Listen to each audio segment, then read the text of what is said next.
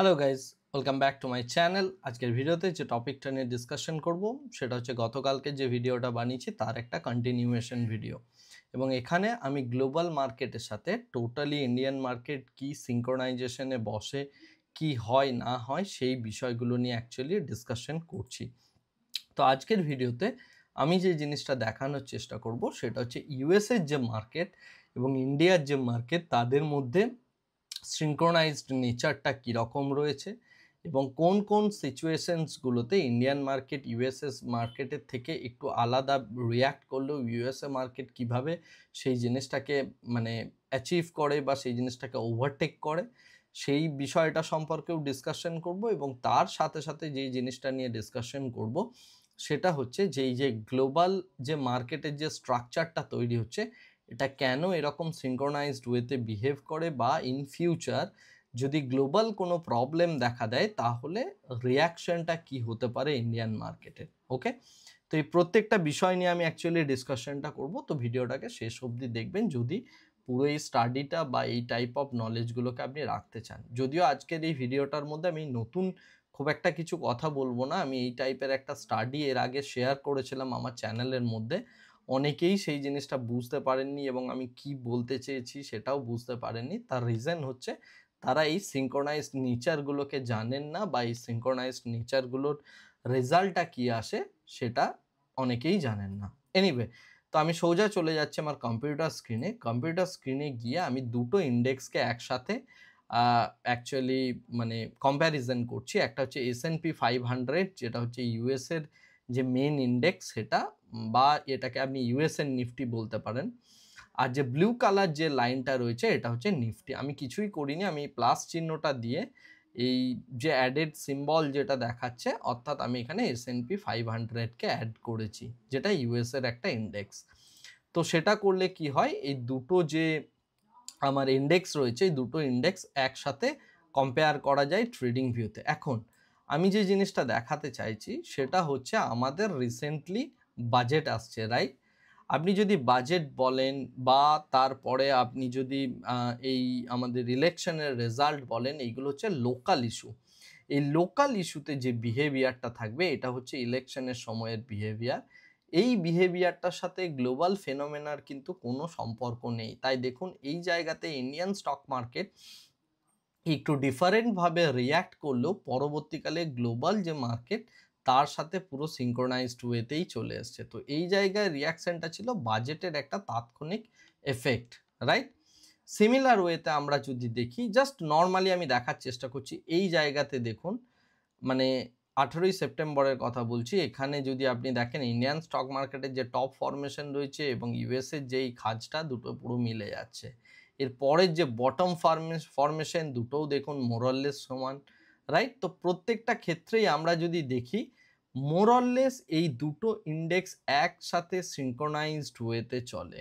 ওকে, আমরা যদি দেখার চেষ্টা করি যে কোনো জায়গায়, ফর এক্সাম্পল আমি যদি ফেব্রুয়ারি 2020-তে দেখি, অর্থাৎ আমি কোভিডের ফল দেখার চেষ্টা করছি। ব্লু কালারটা হচ্ছে নিফটি এবং অরেঞ্জ কালারটা হচ্ছে ইউএসএর মার্কেট। ওকে, তো এক্ষেত্রে যদি দেখি, দেখুন দুটো রিয়াকশন মোরললেস সেম, দুটো একসাথে সেম সিনক্রোনাইজডভাবে মানে বিট করছে। এবং তারপরে রাশিয়া ইউক্রেন যে ওয়ার, সেই ওয়ারের যদি আপনি রিয়াকশন দেখেন, দেখুন দুটো মোরললেস সেম প্যাটার্ন বা similar type of structure formation করছে। এটা থেকে যে জিনিসটা বোঝা যায় যে আমরা যতই বলি না কেন যে এফআইআইরা আমাদের মার্কেটকে কন্ট্রোল করতে পারে না, বা আমরা রিটেল ডমিনেটেড একটা মার্কেটের দিকে যাচ্ছি যেখানে আমরা দেখতে পাবো যে কেবলমাত্র রিটেলাররা বা মিউচুয়াল ফান্ডে ইন্ডিয়ান স্টক মার্কেটকে কন্ট্রোল করবে, এটা একদম ট্রুথ নয়। ওকে, যে কোনো স্টক মার্কেটকে গ্লোবাল তার যে ফেনোমেনা আছে তার সাথে মোরাললেস একটা সিনক্রোনাইজড ওয়েতে যেতে হবে। যদি কোনো একটা শেয়ার মার্কেট বা কোনো একটা কান্ট্রির স্টক মার্কেট সে যদি এই গ্লোবাল ফেনোমেনাটাকে ম্যাচ না করে, তাহলে জানবেন যে সেটাকে ম্যাচ করানোর জন্য তার কারেন্সি ইদার ডেপ্রিসিয়েট হবে অর কারেন্সি এপ্রিসিয়েট হবে। বলার মানে হচ্ছে এটা, আমি যে এই টাইপ অফ চার্টটা দেখাচ্ছি, ব্লু কালারের যে চার্টটা দেখাচ্ছি নিফটির, আমি যদি এটা টাকার টার্মে করা আছে, অর্থাৎ ইন্ডিয়ান রুপিস টার্মে করা আছে। যদি আমি এটাকে ইউএস ডলারের রেসপেক্টে করি তখন দেখবেন ইউএসের যে মার্কেট অর্থাৎ S&P 500 এর সাথে এর পুরো স্ট্রাকচারটা এক্স্যাক্টলি সেম। আমি এটাকে যদি একটা মান্থলি চার্ট করি আপনি অনেক বেশি অবাক হয়ে যাবেন। দেখুন আপনার দেখে মনে হচ্ছে যে ইন্ডিয়ান যে স্টক মার্কেট আছে সেটা ইউএসএ স্টক মার্কেটের থেকে অনেক বেশি আউট পারফর্ম করেছে, বাট এটা মোটেও আউট পারফরমেন্স করেনি।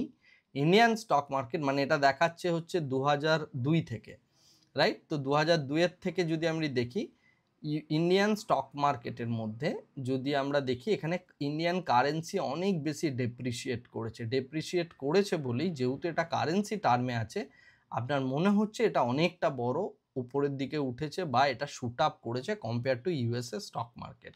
বাট যদি আমি এটাকে ডলার টার্মে করি তাহলে আপনি দেখতে পাবেন যে এই দুটো মোরাললেস সেম স্ট্রাকচার ফলো করছে। ওকে, বলার উদ্দেশ্য হচ্ছে এটা যে যদি আপনি কারেন্সিকে প্রত্যেকটা জায়গায় সেম করে দেন তাহলে সেক্ষেত্রে দেখবেন মার্কেটের বিহেভিয়ার বা মার্কেটের স্ট্রাকচারটা সেম হচ্ছে, অর্থাৎ সিমিলার টাইপ অফ স্ট্রাকচার হচ্ছে। সেক্ষেত্রে পার্সেন্টেজ অফ মুভমেন্ট যদি আপনি দেখেন সেটাও দেখবেন সেম। আমি এই জিনিসটা এর আগেও আমার একটা স্টাডিতে দেখিয়েছিলাম আমার চ্যানেলের মধ্যে, রাইট? তো সেখানে ইউএসএ স্টক মার্কেট এবং ইন্ডিয়ান স্টক মার্কেটের মধ্যে এই সিঙ্ক্রোনাইজড বিহেভিয়ারটা আমি উল্লেখ করেছিলাম। এখন যেটা কথা যে এই যে বিহেভিয়ারটার কথা বলছি এই বিহেভিয়ারটা কেন এত বেশি ইম্পর্ট্যান্ট আমাদের কাছে, কারণ হচ্ছে এটা ইম্পর্ট্যান্ট একটাই কারণে যে যদি ইউএসএতে কোনো একটা বড় ক্রাইসিস আসে তাহলে ইন্ডিয়ান স্টক মার্কেটও সেমভাবে রিয়্যাক্ট করবে, রাইট? বলার মানে হচ্ছে অনেকটা এরকম যে কোভিডের সময়ে আপনি যদি এই ফলটা দেখেন দেখুন দুটোর রিয়াকশান সেম। সুতরাং নেক্সট যদি কোনো গ্লোবাল ক্রাইসিস আসে বা ইউএসএতে যদি কোনো ক্রাইসিস আসে সেই ক্রাইসিসটা যেরকমভাবে তাদের মার্কেটে রিয়্যাক্ট করবে ইন্ডিয়ান মার্কেটও সেমভাবে রিয়্যাক্ট করবে। ইউএসএর মার্কেট যদি 20% 30% ফল করে ইন্ডিয়ান মার্কেটে যদি রিটেলার আধিপত্য খুব বেশিও হয় সে 30% ফলের জায়গায় ম্যাক্স হয়তো 25% ফল করতে পারে, বাট যে ফলটা হবে সেই ফলটা কিন্তু বোথ কেসেস কিন্তু এভিডেন্ট হবে এবং সেটা হওয়াটা খুবই ন্যাচারাল, রাইট?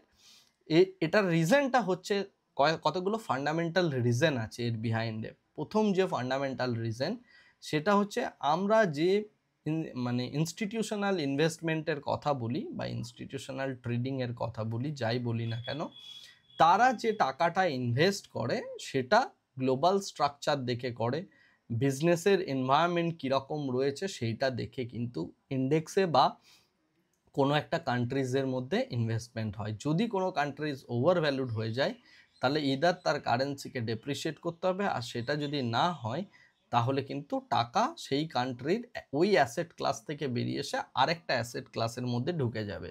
আমি আগের দিন দেখিয়েছি যে কিভাবে ইন্ডিয়াতে এখন বন্ড ইনভেস্টমেন্ট প্রচণ্ড পরিমাণে বাড়ছে। এখন ইন্ডিয়াতে যে বন্ড ইনভেস্টমেন্ট বাড়ছে তার মানে এটা নয় যে ইউএসএতে বাড়ছে না, ইউএসএতেও বন্ড ইনভেস্টমেন্ট বাড়ছে, রাইট? তার কারণ হচ্ছে এটা হচ্ছে মার্কেটের স্ট্রাকচার শিফট বা এটা ফান্ডামেন্টাল রিজনের জন্য হয়।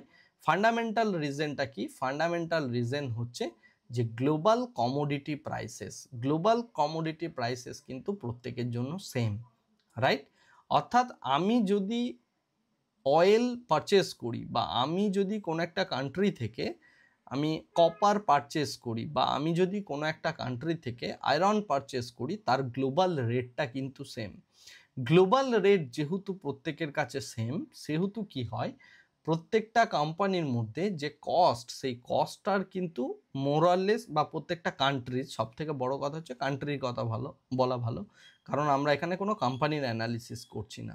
তো প্রত্যেকটা কান্ট্রি সে যদি কনজিউম করতে যায় কোনো একটা মানে কমোডিটি সেই কনজামশনের জন্য তাকে একটা নির্দিষ্ট পরিমাণ পেমেন্ট করতে হবে এবং সেই পেমেন্টটা হচ্ছে similar to the other country. তার রিজনটা হচ্ছে এটাই যে কমোডিটি প্রাইসেস কিন্তু ফিক্সড। বলার আমি যেটা মিন করতে চাইছি সেটা অনেকটা এইরকম যে আমি যদি এখানে কথার জন্য বলছি আমি যদি এখানে গোল্ড দেখি তো গোল্ডের কথা যদি দেখি গোল্ডের প্রাইসে যে ফ্ল্যাকচুয়েশনসটা আছে এটা কিন্তু প্রত্যেকটা কান্ট্রিতেই সেম।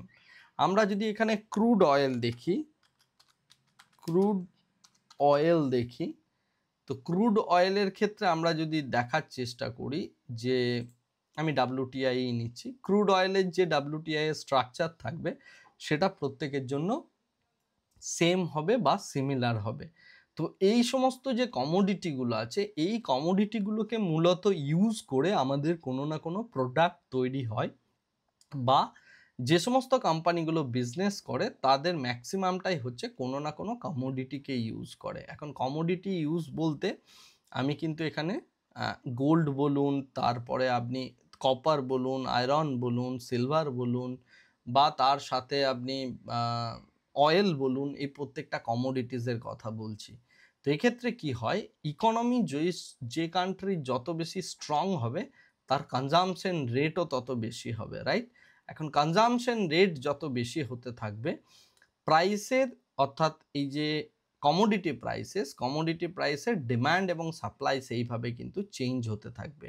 এখন ডিমান্ড এবং সাপ্লাই যদি চেঞ্জ হতে থাকে তখন কমোডিটি প্রাইসেস কিন্তু সিমিলার ওয়েতে রিয়্যাক্ট করবে, এবং যার এফেক্টটা কিন্তু আমরা আবার শেয়ার বাজারের বিভিন্ন কোম্পানিতে দেখতে পাবো, কারণ সেই সমস্ত কোম্পানিগুলো হচ্ছে এই কমোডিটিগুলোকে ইউজ করে বিজনেস করছে। আমি যদি একটা এক্সাম্পল নিই, ইন্ডিয়ান অয়েল, বা তার সাথে আমি রিলায়েন্সের যদি এক্সাম্পল নিই, বা তার সাথে যদি আমি BPCL এর এক্সাম্পল নিই, এই জাতীয় যে কোম্পানিগুলো আছে তারা তো ক্রুড অয়েলের যে বিজনেসটা সেটাকেই মূলত করে, এবং তাদের যে নেচার অফ বিজনেস সেটা অনেকটা ক্রুড প্রাইস ডিপেন্ডেন্ট, রাইট? সুতরাং তাদের যে প্রফিটেবিলিটি বা তাদের যে মার্জিন থাকে সেটা অনেকটা গ্লোবাল ক্রুড প্রাইসেসের সাথে ডিপেন্ডেন্ট। এখন রিলায়েন্সের কিছু মুভমেন্ট, মানে ম্যাক্সিমাম মুভমেন্ট যদি ক্রুড প্রাইসেসের সাথে ডিপেন্ডেন্ট হয়ে থাকে, তাহলে এই কমোডিটি মার্কেটে যেরকম রিয়াকশন আসবে বা প্রাইসের যেরকম ফ্ল্যাকচুয়েশনস আসবে, সেই অনুযায়ী রিলায়েন্সের প্রফিটেবিলিটি ডিপেন্ড করবে, রাইট? অর্থাৎ রিলায়েন্সের প্রফিটেবিলিটি সেই অনুযায়ী বাড়া কমা করার একটা বড় চান্সেস রয়েছে। যদি সেইটা হয় রিজন, তাহলে যে ঘটনাটা ঘটবে সেটা হচ্ছে যে সেই অনুযায়ী রিলায়েন্সের প্রফিটেবিলিটি দেখে বা কোয়ার্টারলি রেজাল্ট বা অ্যানুয়াল রিপোর্ট দেখে শেয়ার বাজারে একটা সেন্টিমেন্ট ড্রাইভ হবে, যেটা ইভেনচুয়ালি গিয়ে নিফটিকে এফেক্ট ফেলবে, রাইট? আমরা যদি গোল্ড প্রাইসের কথা ভাবি সেক্ষেত্রে আপনি টাইটানকে এক্সাম্পল হিসাবে নিতে পারেন। আমরা যদি কপারের কথা ভাবি আমরা হিন্দুস্তান জিঙ্ক নিতে পারি, বা আমরা যদি গ্লোবাল কোল প্রাইসেসের কথা ভাবি তাহলে আমার কোল ইন্ডিয়া রয়েছে। তো এইভাবে যে সমস্ত টপ মোস্ট কোম্পানিগুলো যারা কমোডিটি ইউজ করে, সেই কমোডিটি প্রাইসের স্ট্রাকচারটা যেহেতু সেম, সেটা অ্যাকচুয়ালি পৃথিবীর ম্যাক্সিমাম মার্কেটকে একসাথে এক সূত্রে গেঁথে রেখেছে। আমার কথাটা বা আমার মিনিংটা যদি আপনি বুঝতে পারেন তাহলে অ্যাকচুয়ালি আপনি কমোডিটি মার্কেটের যে গুরুত্ব আছে শেয়ার মার্কেটে, সেই জিনিসটা আপনি বুঝতে পারবেন। আদারওয়াইজ আপনি এই জিনিসগুলো নিয়ে যদি না চিন্তা ভাবনা করেন, বা এই কমোডিটি প্রাইসেস কিভাবে মার্কেটের সাথে কোরিলেট করছে, এই কোরিলেশনটা যদি আপনি না বুঝতে পারেন, then it will create a problem. কারণ হচ্ছে যে আপনি কমোডিটি প্রাইসের এই যে বিহেভিয়ারাল যে স্ট্রাকচারটা আছে, সেই স্ট্রাকচারের সাথে আপনি আপনার প্রফিটেবিলিটিকে বা সুইং ট্রেডিংকে মিক্স আপ করতে পারবেন না, রাইট? তো যাই হোক, আজকের ভিডিওটা আশা করি আপনি বুঝতে পারলেন যে কিভাবে কমোডিটি মার্কেটও আপনার মানে আপনার শেয়ার মার্কেটকে একটা এফেক্ট দিতে পারে। আমি আগের দিন কারেন্সির কথাও বলেছি বা বন্ডের কথাও বলেছি। তার সাথে আমি আপনাকে এই যে গ্লোবাল ইন্ডাইসেসগুলোর যে সিঙ্ক্রোনাইজেশন বিহেভিয়ার, সেই বিহেভিয়ারটার রিজনটা বললাম। এবং নেক্সট কোনো গ্লোবাল ক্রাইসিস হলে ইউএস মার্কেটে যে রিয়াকশন থাকবে, সেম রিয়াকশন কিন্তু ইন্ডিয়ান মার্কেটকে হজম করতে হবে। সুতরাং ইউএসএতে যদি কোনো একটা বড় ফল হয় বা ক্রাইসিস হয়, আমরা 2008 ক্রাইসিস দেখতেই পারি। 2008 ক্রাইসিসে যে ঘটনাটা ঘটেছিল সেটা হচ্ছে ইউএসএ মার্কেট কোল্যাপস করে গিয়েছিল, বাট কোল্যাপস করে যাওয়ার ফলে ইন্ডিয়ান মার্কেটের মধ্যেও একটা আমরা ক্যাসকেডিং এফেক্ট দেখেছি, রাইট? তো সেম জিনিস, সেম বিহেভিয়ার কোভিডেও হয়েছে এবং পরবর্তীকালে কোনো গ্লোবাল ক্রাইসিসেও হবে। তো যে কোনো রকম ক্রাইসিস বলুন, যে কোনো রকম এইরকম মানে যেগুলো মার্কেটে এফেক্ট ফেলতে পারে, এগুলো কিন্তু প্রত্যেকটা মার্কেটেই এফেক্ট ফেলবে, সেটা কমোডিটি মার্কেট হোক, কারেন্সি মার্কেট হোক, বা তার সাথে সাথে আপনার যে শেয়ার মার্কেট হোক না কেন। তো এই ফান্ডামেন্টালসগুলো নিয়ে আরও অনেক বেশি স্টাডি করার প্রয়োজন আছে। যদি আপনি সেই টাইপের স্টাডি করতে চান, আমার মেন্টরশিপ প্রোগ্রামটা জয়েন করতে পারেন, যেটা হচ্ছে 28th আমি শুরু করছি। অনেকেই এসছেন, মানে প্রচুর অলরেডি ক্রাউডেড হয়ে গেছে।